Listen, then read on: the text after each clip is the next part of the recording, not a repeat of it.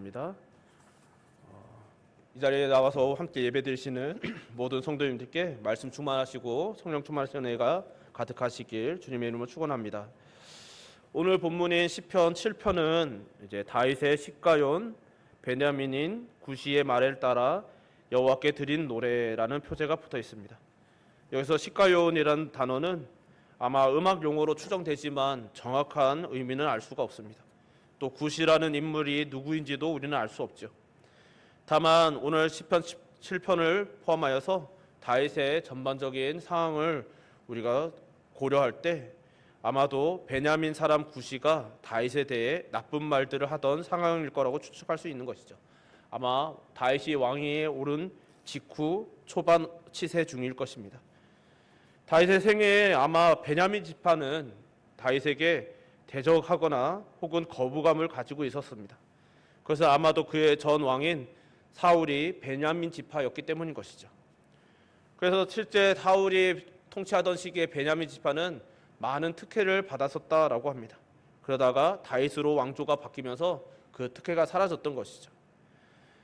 그래서인지 다윗 치세에서 그에게 반역하고 반발하던 이들의 많은 수가 베냐민 지파였습니다. 사무엘하 16장과 20장에 대표적인 인물들이 나오는데 16장에서는 압살롬의 반역을 피해 다윗이 도망칠 때 베냐민 지파의 시므이가 다윗을 저주하며 따라가죠. 그때 피를 흘린 자, 사악한 자라고 말하며 사울의 죽음 혹은 사울의 그 패망을 다윗에게 책임을 돌리는 저주를 합니다. 또 사무엘하 20장에서는 베냐민 사람 세바가 반란을 일으키기도 했던 것이죠. 이들은 다윗이 사울의 정당한 왕권을 빼앗았다라고 생각했던 것입니다. 그래서 표제에서 구시의 말에 따라라는 것은 아마 이 베냐민 사람 구시도 다윗에 대해서 이런저런 다윗이 모략을 꾸미고 혹은 배신을 하고 여러 가지 방법으로 사울을 망하게 하였고 그 왕권을 빼앗았다라는 그런 류의 거짓 소문들을 퍼뜨렸던 것이죠. 아마 그런 것으로 추정하면 됩니다. 이런 말들이 들려올 때 사실 사람들은 참 괴로운 것이죠. 우리는 누명을 썼다고 생각하거나 억울한 일을 당할 때 그 억울한 마음 혹은 그 분이 마음에서 풀리지 않아서 큰 고통을 경험합니다. 사람들은 보통 물리적인 폭력을 가하지 않으면 괜찮다고 생각하고 또 때로는 언어적인 폭력을 당해도 그것을 대수롭지 않게 여기기도 하지만 사실 사람의 생각들, 우리의 생각과 달리 언어의 힘은 대단히 큰 것이죠. 때로는 물리적인 폭력보다 언어의 폭력이 더욱더 큰 힘을 발휘하기도 합니다.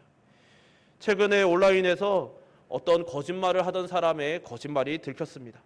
어떤 사람들이 그 거짓을 밝혀내고 드러낸 것이죠. 그리고 그것이 순식간에 온라인 세상에 퍼지면서 그 사람이 많은 말들을 듣게 되었습니다. 그리고 그 말이 공론화되기 시작한 하루 뒤 그 사람이 자살했다는 소식이 들려온 것이죠. 이 자리에서 누가 잘못했고 틀렸다 이런 잘잘못을 가리자는 말이 아니라 그만큼 사람의 말이 한마디씩만 더해진다 하더라도 온 세상 사람들이 말을 더하면 그 말이 모여 이루 감당할 수 없는 고통이 되고 공포가 되고 때로는 사람을 죽음에까지 이르게 한다는 것이죠. 그만큼 말에는 힘이 있는 것입니다. 바라기는 저와 여러분 우리들은 이런 말의 능력을 선하게 사용하실 수 있는 지혜가 있으시기를 주님의 이름으로 축원합니다. 구시가 어떤 말을 했는지 우리는 정확하게는 알 수 없지만 아마도 사람을 죽게 하기 이르는 말들을 했던 것은 분명한 것이죠.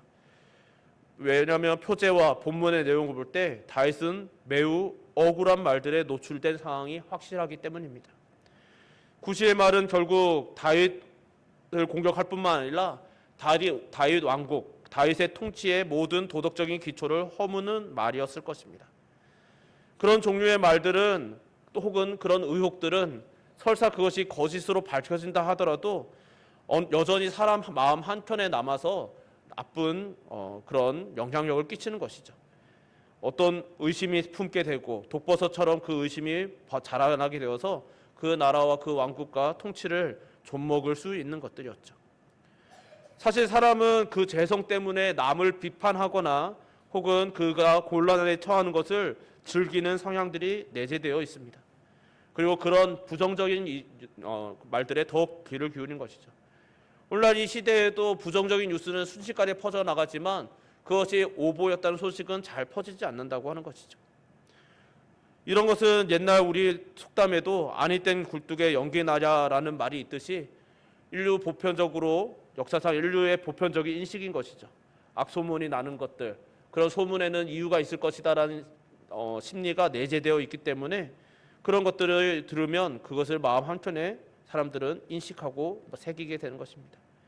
그리고 그런 악소문은 오늘 본문의 다윗을 포함하여 많은 사람들을 죽이는 말이 되었을 것이죠. 그렇게 우리는 말을 할 때 조심해야 하는 것입니다. 왜냐하면 특별히 성도들은 더욱더 조심해야 하는 것이죠. 왜냐하면 성경은 마귀가 사탄이 말로 교회를 허물고 사람을 해쳐왔다라고 분명히 말씀하시기 때문인 것이죠. 그래서 사탄을 거짓의 아비라고 성경은 분명히 명시합니다. 이 말을 우리가 가볍게 여겨서는 안 되는 것이죠. 역사 속에서 수많은 거짓으로 마귀는 사람들을 죽여왔고 공동체를 허물었으며 교회와 하나님의 사람들을 공격하여 넘어뜨려 왔습니다. 그렇게 야고보는 그의 서신 3장에서 우리가 다 실수가 많으니 만일 말에 실수가 없는 자라면 곧 온전한 사람이라라고 말한 바 있는 것이죠. 그리고 뒤에 이어서 혀는 곧 불이요 불의의 세계라. 혀는 우리 지체 중에서 온몸을 더럽히고 삶의 수레바퀴를 불사르나니 그 사르는 것이 지옥불에서 나느니라 라고 말합니다. 그리고 그 혀는 능히 길들일 사람이 없나니 쉬지 아니하는 악이요 죽이는 독이 가득한 것이라고도 하였던 것이죠. 그만큼 말이라는 것은 매우 무섭고 두려운 것이고 위험한 것이고 때로는 악한 것이니 조심해야 된다는 것이죠. 말에 실수가 없으면 그 사람은 이미 온전한 사람이라고 말할 수 있을 정도로, 그러나 역설적으로 말 실수하지 않는 사람이 없는 것이 현실인 이 세상 속에서 정말 너무나 위험하고 우리가 누구나 가지고 있으면서도 조심해야 되는 것이 바로 말이라는 것입니다.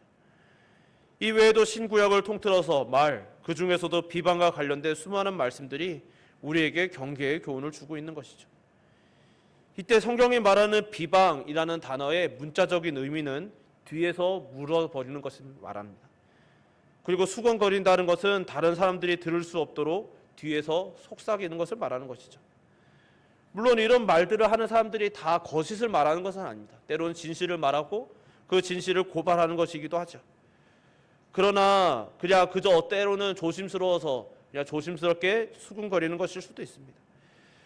문제는 그들이 진리를 말한들 혹은 조심스럽게 말하는 것인들 그런 것들조차도 사탄은 그들의 말들을 그런 모습들을 사용한다는 것이죠. 그래서 성경은 이렇게 뒤에서 무는 말 혹은 몰래 숨어서 하는 말들이 결국 사탄에게 자리를 내어주는 일이라고 말하는 것이고 결국 그것이 교회를 허물게 된다고 경고하고 있는 것입니다. 그래서 성경은 조심하라고 권면하는 것이죠. 이런 말들은 그 내용을 불문하고 그 대상의 마음을 상하게 합니다. 이것이 다윗이 당하고 있었던 사실인 것이죠. 비록 다윗이 당하고 있는 공격은 물리적인 공격은 아니었고 실제로 그의 왕국이 겉으로 보기에 무너지지 않는 그런 별거 아닌 것처럼 보였습니다. 그러나 다윗과 그의 왕국에 치명적인 위협을 주는 것이기도 하였던 것입니다. 이런 공격 앞에서 사람들은 다양하게 반응할 수 있죠. 오늘날에도 법적인 대응을 하든지 공권력을 의지하든지 여러 가지 대응들을 합니다. 그렇듯이 자신들의 결백을 증명하기 위해 혹은 공개적으로 그것을 표현하며 해명할 수도 있습니다. 그러나 어떤 방법을 사용하든지 모두가 그것을 다 믿어주는 것은 아닌 것이죠. 당사자를 불러서 대면하여 말하고 해명하고 그것이 거짓이었음을 드러낸다고 하더라도 때로는 그 사람들이 그것을 승복할지라도 그런 일이 잘 없지만 승복한다 할지라도 그 일이 전하여지지 않는 것이죠. 그럴 때 성도가 해야 할 일의 모범을 바로 다윗이 보여주는 것이죠. 다윗이 그런 일들을 당하였을 때 다윗은 하나님께 나아갑니다. 왜냐하면 하나님께서는 온 세상 사람들이 다 그것을 믿고 자신을 의심한다 할지라도 하나님께서는 모든 진실을 알고 계신다고 믿었기 때문인 것이죠. 이 모든 상황에서 우리가 반드시 알아야 하는 것은 사람은 속일 수 있어도 하나님은 속일 수 없다는 것을 우리는 믿어야만 하는 것입니다. 이 사실이 그 처지에 놓여 있을 때 얼마나 큰 힘이 되는지 모르는 것이죠. 그리고 그것을 알 때 우리는 하나님께 나아갈 수 있습니다.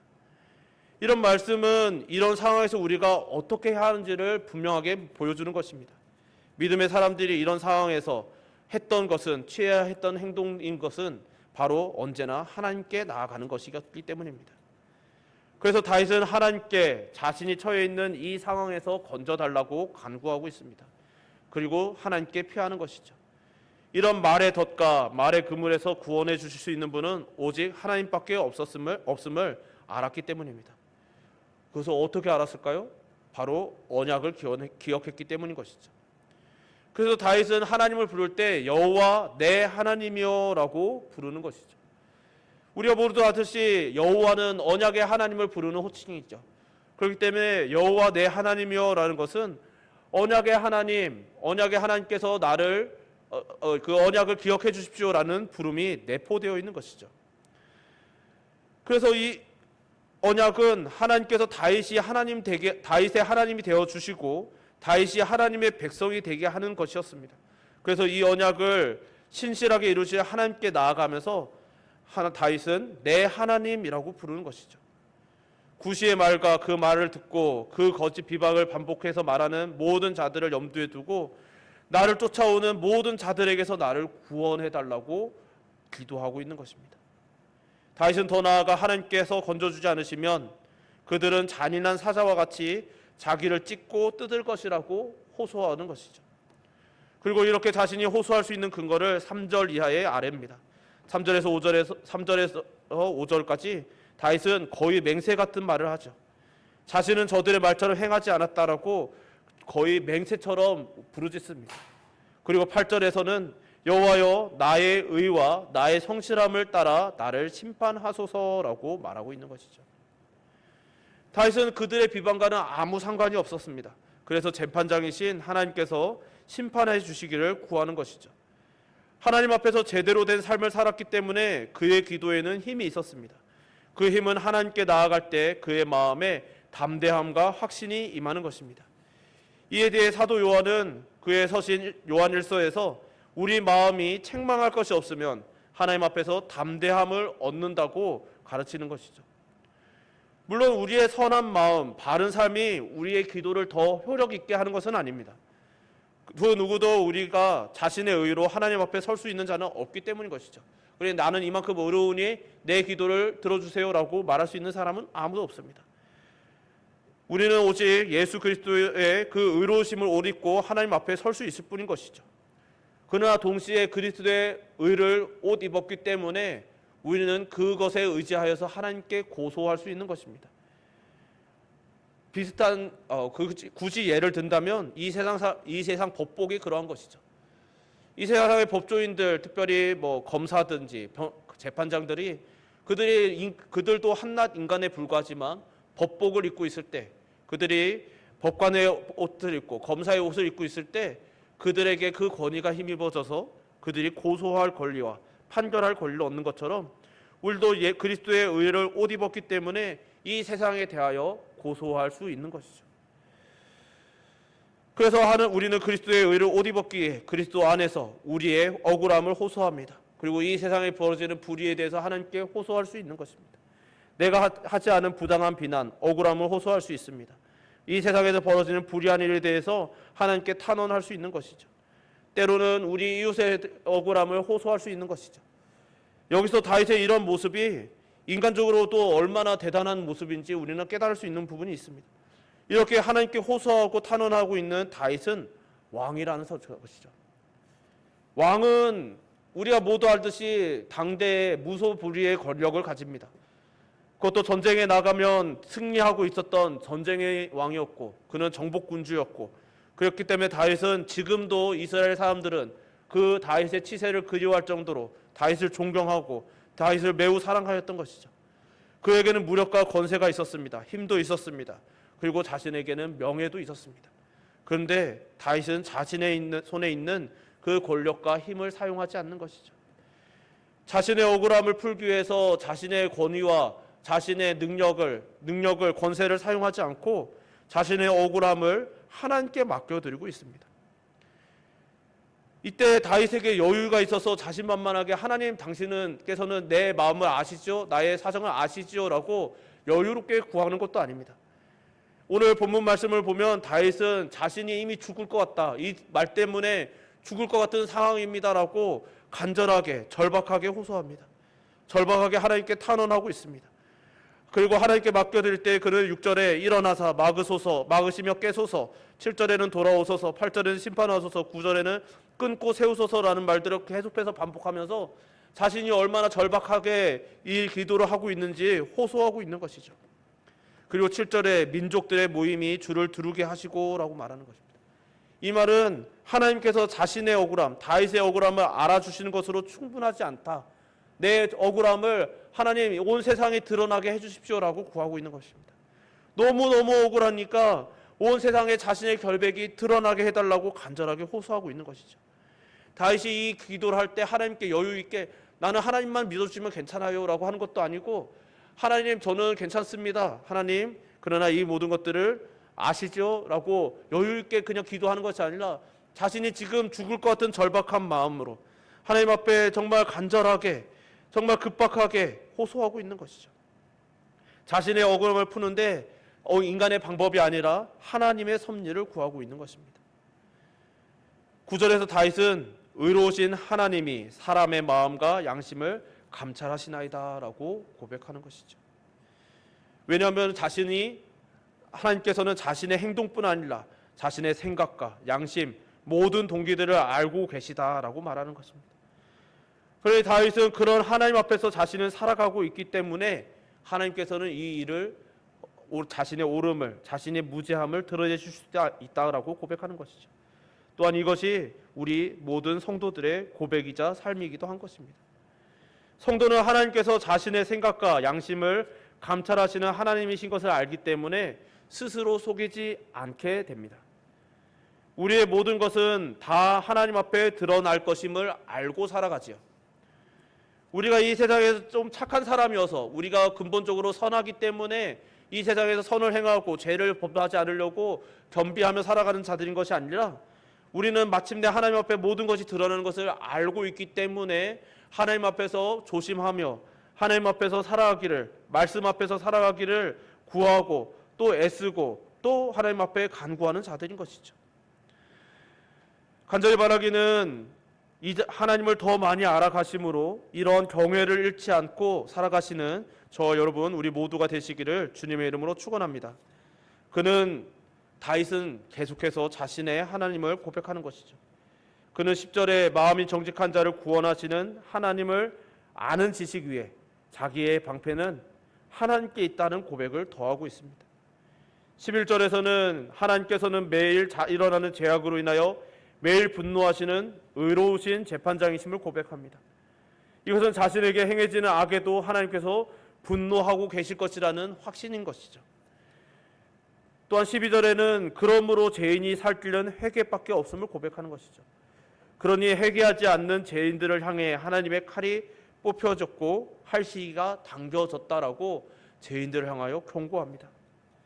이런 하나님을 알기 때문에 다윗은 자기를 거짓으로 저주하고 비방하는 구시와 그 무리들에 대해서 확신하고 있는 것이죠. 그것이 14절 이하입니다. 악인은 죄악을 낳고 재앙을 베어 거짓을 낳습니다.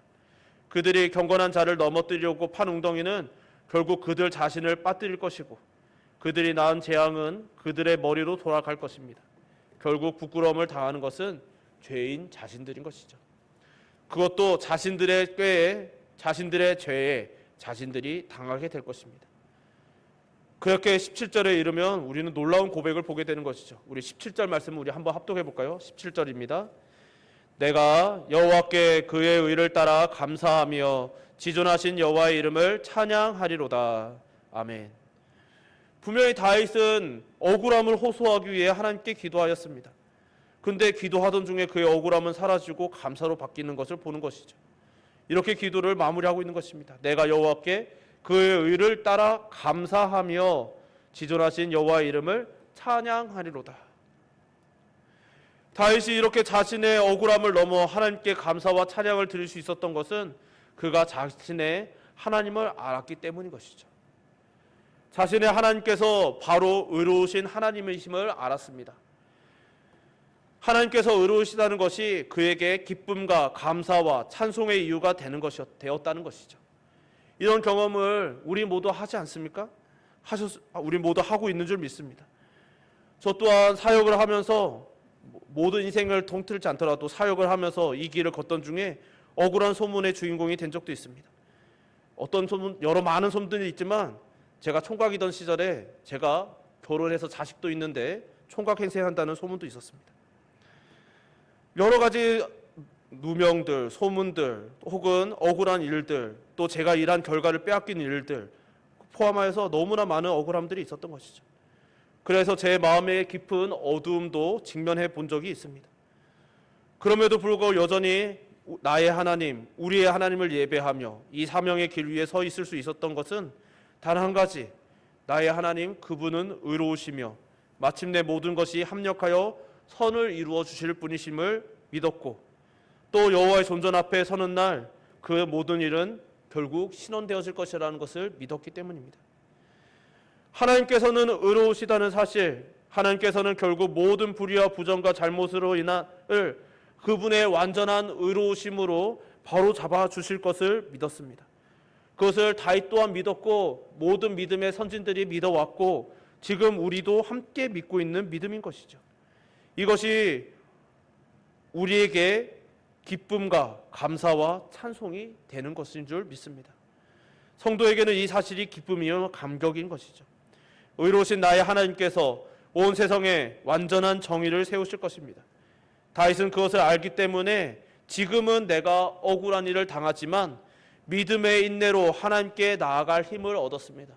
그리고 감사함으로 그 찬양을 할 수 있었던 것이죠. 우리는 하나님 앞에 설 때 두렵고 떨립니다. 정의의 하나님, 재판관 되시는 하나님 앞에 선다라고 생각할 때 우리는 두렵고 떨리는 경험을 하죠.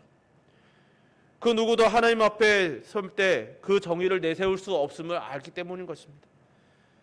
그래서 때로는 감히 하나님께 재판해 달라는 기도를 할 수가 없습니다. 하나님, 공의의 하나님, 그 공의로 나를 살펴봐 주세요. 나의 억울함을 돌아봐 주세요라고 나를 살펴봐 달라는 말을 할 수가 없는 것이죠. 그랬다가 나의 죄가 드러날까? 정말 하나님 앞에 서던 그 날에 우리가 하나님을 처음 경험하던 그 순간에 경험했던 나의 죄를 직면하고 하나님 앞에서 나는 결국 망하는 죽을 죄인이 뿐임을 깨달았던 그때의 기억이 생생하기 때문에 우리는 그 기도가 할 때 두렵고 떨리는 것이죠. 우리는 하나님 앞에 우리 자신으로서는 하나님 앞에서 두려워 떨 수밖에 없는 존재들인 것입니다. 그러나 우리는 분명히 알아야 하는 것이죠. 그리스도의 의에 덧입혀진 성도로서 하나님의 자녀로서는 우리는 하나님 앞에 설 수 있는 자들인 것이죠. 그래서 우리는 그냥 우리 개인으로서 하나님 앞에 서는 자들이 아니라 그리스도의 의에 덧입혀서 그리스도 안에서 하나님 앞에 서는 자들이라는 것을 깨달아야 하는 것입니다. 그래서 우리는 기도의 사명을 감당해야 하는 것이죠. 우리는 많은 기도들을 합니다. 여러 가지 기도의 종류의 기도들을 하죠. 때로는 우리의 마음의 소원, 기도의 제목들, 때로는 우리의 자녀들을, 후손들을 위한 기도, 또 이 나라와 이 민족을 위한 기도, 여러 가지 기도들을 합니다. 다양한 기도를 할 때 그런 기도들에 더해서 우리가 반드시 해야 되는 기도는 온 세계의 열방과 또 작게는 이 나라와 이 민족을 위한 기도가 라는 큰 기도들이 포함되지 않을 수가 없는 것이죠. 왜냐하면 이 나라, 이 민족, 더 나아가 온 세계 열방을 향한 그것도 그곳에서 하나님의 공의가 세워지기를 위하여 기도하는 것은 우리에게 주어진 사명이기 때문입니다. 데이빗 웰즈라는 신학자가 이 우리의 기도에 대해서 이런 정의를 내린 바 있습니다. 성도들의 기도는 타락한 세상에 대한 반역이라고 하는 것이죠. 왜냐하면 우리는 타락한 세상에서 구별되어 하나님의 백성, 하나님의 자녀가 되었기 때문에 우리의 모든 언행, 특별히 기도는 세상을 향한 반역과도 같은 것이죠. 그렇기 때문에 세상은 우리를 반역자 취급할 수밖에 없다는 것입니다. 그렇기에 우리는 세상을 향하여 체념해서도 안 되고 방관자적인 입장에 서서도 안 되는 것이죠. 그렇다고 우리가 나가서 투쟁해야 된다는 말씀도 아닙니다. 그것도 하나님의 뜻이라면 물론 해야 하지만 그러나 그것이 우리가 먼저 해야 할 일은 아닌 것이죠. 우리가 해야 할 일, 그리고 가장 적극적으로 끊임없이 해야 할 일은 바로 하나님의 정의를 구하는 것입니다. 바로 오늘 본문의 다윗처럼요.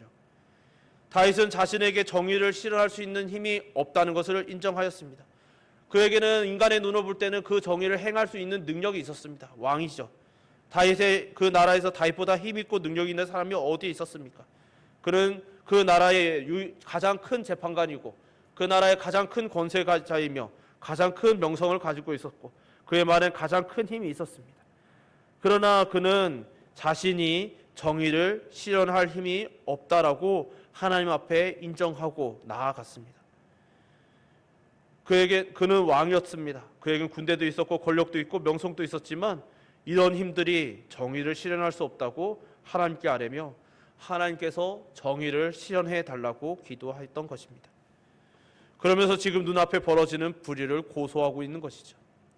바로 이것이 우리 성도의 사명이며 의무인 것입니다. 흔히 사람들은 말합니다. 수많은 역사의 변곡점에서 기도하자라고 말하고 기도합시다라고 말하는 것을 매우 소극적이며 심지어 현실 도피라고까지 비난합니다. 그러나 성경을 아는 우리들은 그것에 대해서 분명히 말할 수 있는 것이죠. 그렇지 않다라고요. 기도는 성도가 할 수 있는 가장 적극적인 행동이며 우리가 할 수 있는 가장 최고의 행동입니다. 온 세상의 창조주이시며 심판주이신 하나님께 그 모든 불의에 대해서 고소하는 것이기 때문입니다. 하나님께서 이 모든 불의와 모든 악행들을 바로잡아 주시기를 아뢰는 것이죠. 그렇기 때문에 그리고 그것이 이 세상을 향한 것일 뿐만 아니라 우리 개인을 향하여서도 마찬가지인 것이죠. 내가 당하는 모든 억울함 혹은 내가 당할 수 있는 이 감당할 수 없고 납득할 수 없는 모든 불의한 일들 그 모든 일들에 대해서도 하나님께 아뢰므로써 우리는 이 모든 불의함에서 해방될 수 있는 것이죠. 왜냐하면 하나님 앞에서 그 모든 것이 바로 잡혀질 것이니까요. 이것이 바로 우리의 믿음인 것이죠. 우리의 믿음은 현재적이며 동시에 미래적인 것이죠. 우리는 시간 속에 있기 때문에 지금 당장 눈앞에서 이루어지지 않았다라고 생각하지만 우리가 하나님의 시선을 보며 하나님의 뜻에 들어갈 때 시간을 벗어난 하나님의 섭리를 보며 이미 이루어졌다는 사실을 깨닫게 되는 것입니다. 그것을 알고 다윗은 고백하는 것이죠. 오늘 17절 말씀에 그가 찬양으로 이어지는 것이죠. 내가 여호와께 그의 의를 따라 감사하며 지존하신 여호와의 이름을 찬양하리로다. 바라기는 오늘 함께 예배 올려드리는 저와 여러분 우리 모두가 이런 믿음을 마음에 깊이 새기시고 사명을 감당하며 기도의 사명을 특별히 더욱더 감당하시며 평강을 얻고 담대하시기를 주님의 이름으로 축원합니다. 우리 시간 찬양 한 곡 같이 불렀으면 좋겠습니다.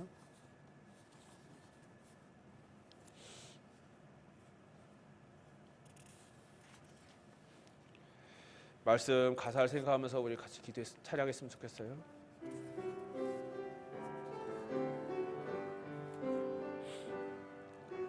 주 나의 모습 보네 상한 나의 맘 보시네 주 나의 눈물 안에 홀로 울던 맘 아시네 세상 소망 다 사라져가도 주의 사랑은 끝이 없으니 살아가는 이 모든 순간이 주의 힘을 나는 믿네 주 사랑 내게 있네 그 사랑이 날 태우네 주 은혜 내게 있네 그 은혜로 날 세우네 세상 소망 다 사라져가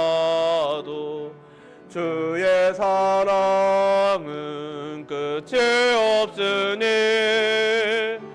살아가는 이 모든 순간이 주의 힘을 나는 믿네. 세상 소망 다 사라져가도 세상 소망 다 사라져가도 주의 사랑은 끝이 없으니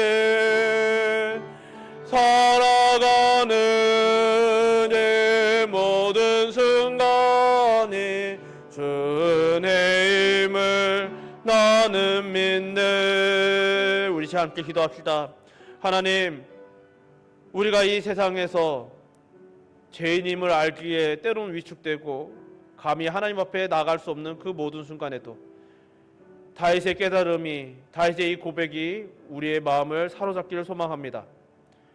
그리스도에 의해 힘입어 하나님께서 우리를 의롭다 하신 그 언약에 힘입어 다윗과 같이 우리도 담대하게 나아가 하나님께 아뢰는 주의 백성 되게 하여 주옵소서. 나도 죄인이니까 라고 말하며 이 세상의 불의에서 눈을 돌리는 자들이 아니라 하나님, 하나님의 공의가 이루어지게 하여 주시옵소서.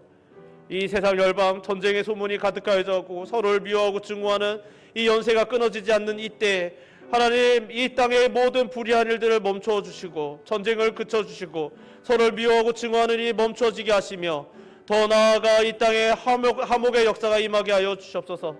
하나님, 이 땅에 하나님의 평화가, 하나님의 공의가 임하여지게 하여 달라고 이 시간 우리에게 맡겨진 기도의 사명을 위하여 기도합시다. 주님 잡고 기도하겠습니다. 주여, 사랑하는 북사하신 하나님 아버지, 주님 앞에 나와 기도합니다. 주 하나님 아버지, 이 땅에 가득한 불의를 보며 때로는 하나님 아버지, 나도 죄인이라는 생각 때문에 괴롭습니다. 주 하나님 아버지, 내가 죄인인데 어떻게 이런 기도를 할 수 있을까? 하나님 아버지, 사탄은 끊임없이 우리를 공격합니다. 너도 죄인이잖아, 너도 죄인이잖아. 네가 어떻게 기도할 수 있어? 네가 어떻게 공의를 말할 수 있어? 네가 어떻게 정의를 말할 수 있어? 라고 말할 때 때로 우리의 마음이 움츠러들고 주 하나님 아버지 위축되고 때로 하나님 아버지 앞에 그저 나는 국률만을, 자비만을 구해야 되는 줄 알고 주 하나님 아버지 침묵하게 됩니다. 그러나 하나님, 다윗의 기도를 통하여 우리에게 들려주시기를 너는 침묵하지 말라고, 그 불의를 바라보며 그저 자비만을 구하는 자가 아니라 그 불의를 아뢰며 하나님께 의로우신 재판과 함께 주 하나님의 언약에 하나님께 구하라고 말씀하시는 그 하나님의 음성에 귀 기울기를 소망합니다. 주 하나님 아버지, 하나님께서는 우리를 부르실 때 이 세상의 모든 타락으로부터 구별하시고 주 하나님, 이 세상의 모든 불의부터 구별하셔서 그리스도의 의를 옷 입어 하나님 앞에 서게 하셨고 그 하나님 앞에 설 때 우리는 이 세상의 모든 불의를 위하여 하나님께 기도함으로 탄원할 수 있게 하셨음을 우리 잊지 말게 하여 주옵소서. 그렇게 우리의 사명은 기도하는 것이며 이 세상의 불의에 눈 감지 않고 이 불의를 위하여 기도하는 것, 주 하나님의 이 불의를 멈추어 주소서. 주 하나님의 이 증오를 멈추어 주소서. 서로를 증오하고 죽이는 이 말들을 멈추게 하시고 주 하나님, 서로를 죽이는 이 폭력을 멈추어지게 하시고 그 하나님 아버지, 내 가운데 이 나라, 이 땅, 이 민족, 더 나아가온 세계 열방이 하나님 아버지 은혜를 알게 하소서. 하나님 아버지 공의를 알게 하소서. 그 공의 앞에 엎드리게 하소서. 주 하나님 그 앞에 겸비하게 하소서. 겸손하게 하소서. 주 하나님 그들이 하나님의 긍휼을 구하며 하나님 앞에 엎드리게 하여 주옵소서. 그 하나님 이 땅에 그리스도의 평화가, 주 하나님 그리스도의 화목의 역사가 이 땅에 임하게 하시고 그래 하나님 아버지, 우리의 그 모든 마음의 평강이 임하며 우리의 마음에도 주 하나님 아버지께 주시는 그 절대 평화, 그 절대적인 평강이 임하게 하여 주시옵소서. 사랑하신 하나님 아버지, 오늘도 이렇게 저희들에게 주의 말씀을 허락하여 주시며 감사드립니다. 주님 앞에 나와 기도하였사오니 우리 기도에 귀 기울여 주시고 우리가 말씀에 의지하여 이 세상의 모든 일들을 바라보고 하나님께 호소하고 탄원할 때 우리의 기도에 귀 기울여 주시사 응답하여 주시고 그것을 하나님께 탄원하였음으로 인하여 우리의 마음에도 평강이 임하게 하시고 더 나아가 온 세상에도 소망이 있게 하여 주시옵소서. 우리의 기도를 들으시며 사용하시는 하나님께 감사드리오며 예수님 이름으로 기도드립니다. 아멘.